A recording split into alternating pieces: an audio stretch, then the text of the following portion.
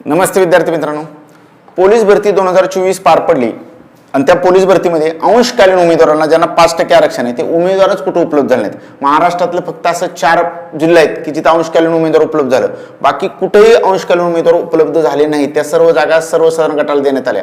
म्हणजे अंशकालीनची तशी पाहिली तर भरती 44 ठिकाणी होती महाराष्ट्रातल्या, 24 ठिकाणी चालकची अंशकालीनची भरती होती। अशा जवळजवळ 68 ठिकाणी म्हणजे SRP जेल सोडून बरं का 68 युनिटमध्ये अंशकालीनची भरती होती, पण अंशकालीन उमेदवार कुठेही उपलब्ध झाले नाहीत। झाले कुठं? मुंबईला फक्त 2 उमेदवार उपलब्ध झाले, 34 जागा शिल्लक राहिल्या, 36 जागा होत्या। मुंबई चालकला एकच उमेदवार उपलब्ध झाला, 12 जागा होत्या।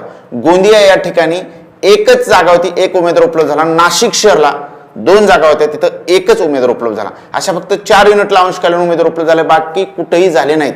आणि अंशकालीनचं मेरिट ही खूप कमी लागतं। म्हणजे मुंबई सारख्या सगळ्यांचं मेरिट अंशकालीनचं 100 पेक्षा आत लागलेलं आहे। मुंबई सारख्या ठिकाणी फक्त 98 वर मेरिट आलेलं आहे। मुंबई चालक 82 वर मेरिट आलेलं आहे। त्याचबरोबर गोंदिया सारख्या ठिकाणी 81 वर मेरिट आलेलं आहे आणि नागपूर शहर या ठिकाणी 85 वर अंशकालीनचं मेरिट आलेलं आहे। धन्यवाद।